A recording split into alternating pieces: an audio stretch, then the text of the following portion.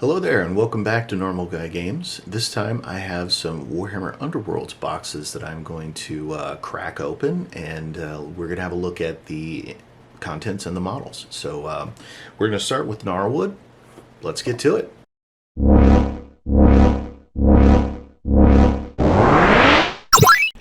So Warhammer Underworlds Gnarlwood is one of the two most recent Underworlds box sets. Of the two of them, I have both. This one, the Sons of Velmorn, kind of appealed to me. But first, lovely sound.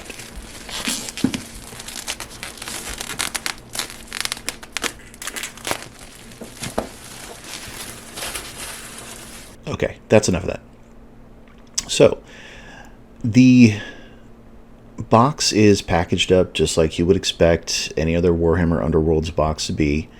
It comes with everything you would expect to have. And here's the thing, though. Again, I did have a little bit of damage because of the way the models were packaged. I'm not really sure why that is, but you get your manual, and of course you get your boards. And the boards, as always, are very nice. The artwork is stellar, and you get your instructions for putting the models together, and they are all push to fit just like usual. And it covers both teams, and there's not a whole lot from the two teams for the assembly that gave me pause. I did have two caveats, 2 points of interest that I will go over as we go here. But this first one is the Sons of Elmore, that's the cream colored sprue, and the brown sprue is the other, the gnarl. I'll have to look that up. Gnarl something, gnarl spite. Yeah, the one I'm not interested in. I'm not gonna lie. So no, it's fine. They're really nice models, but the I did have one piece that came off, but luckily there was nothing busted this time. Not unlike my my Neither Maze box. You get dice in very brown, earthy colors, quite nice, and the cards.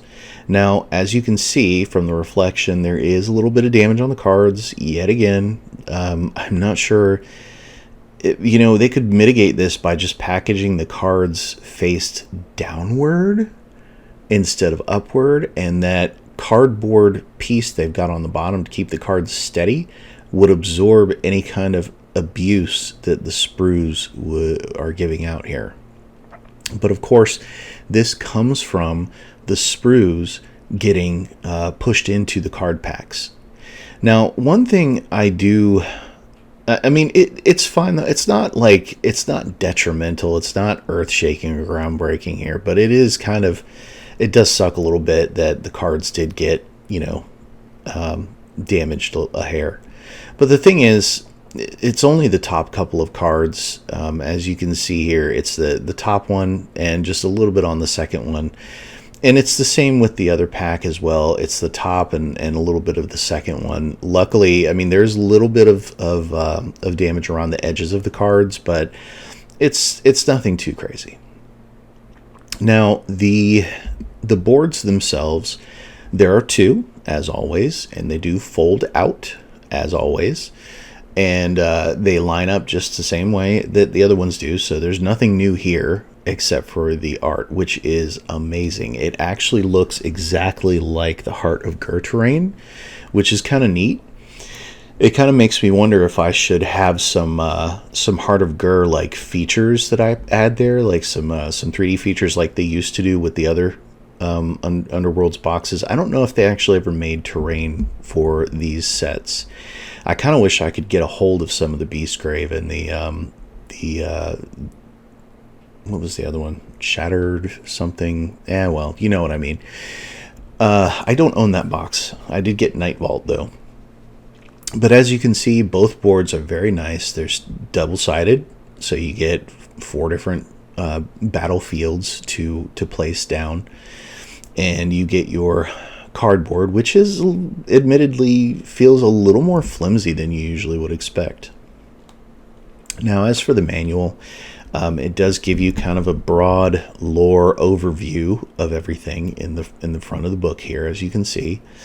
And then it goes into the lore for the Gnarlwood, which is really cool. I gotta say, I really like the lore behind this season of Warcry and this season of Underworlds, kind of riffing off of the each other here.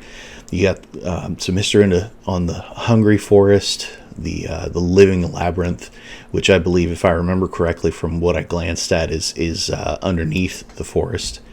And then you've got the Fall. Oh no, the the Labyrinth was from the last one. You got the Doom of Beastgrave. So this is kind of like this is an overview of sort of the past boxes. And then you have the Gnarl Spirit pack. That's what it is. And the Sons of Elmorn. Now the Sons of Elmorn are my favorite out of the two. I really like the way they look. So moving on, you get the contents. It gives you a listing of all the parts and pieces, and it tells you what they are, which is very handy for a game like this, along with the war bands and some examples of what they look like when they are painted. And it gives you a breakdown of the cards, which is, again, a good thing. But nothing has changed in this particular piece. All of this is going to be familiar if you've played before. You get the traits, the decks, advanced rules. It explains objective cards, upgrades, gambit cards. It gives you some advanced rules. It gives you a game sequence chart of when you're playing the game, which is very useful. It tells you what all the dice symbols are. And then it goes into the feature tokens and drawing cards. Now, the delves are a little bit different for this one. Instead of placing feature cards, you place delves. But anyway, it goes into the action phase, the steps of a turn. All of this stuff is standard fare. So all of this is the same stuff you would see in any other part of, or any other box of Underworlds. So not many changes here. Most of this stuff is just your basic information. This is all going to be familiar. It goes on to advanced rules, reactions, and the end phase, the different phases of play, along with multiplayer games if you want to add more players than two. And it goes on to give you a glossary of all the terms, which is actually more useful than you might think, because there are keywords on some of the cards and whatnot. And it also gives you the layout of the boards and the artwork, and my favorite part, which is like a breakdown of all of the information for playing the game. And I've used that during my games of Underworlds. Now, moving on to the models, I put together the Sons of Elmorn first. Now, these first two models, no issues, love them. This guy, his foot broke. So I ended up having to put a little bit of plastic cement in that little spot to fix him. Some of the joints are very, very small and fragile, and I didn't realize on this when I was looking at the sprue that the one or two pieces had snapped. But these guys are so small, it's kind of difficult. So this little arm here is another point that I wanted to mention. What I ended up doing is putting, as you can see, a little bit of plastic cement between the shield and the model. And my apologies for taking it out of screen here, but I put a little bit of plastic cement there to kind of solidify that and make it so it wouldn't fly around so much, because obviously it's a model for a game that's going to be played. So I am going to be moving the models, touching the models, and all that stuff. This last guy was fine. I didn't have any issues, but his legs, again, are very, very fragile. So when you're putting the feet in the bases, make sure you push on the feet, not on the model. Now, the Gnarl Spirit pack, they went together pretty well. I will say be careful of the staves and spears and horns on these guys when you're snipping and putting together.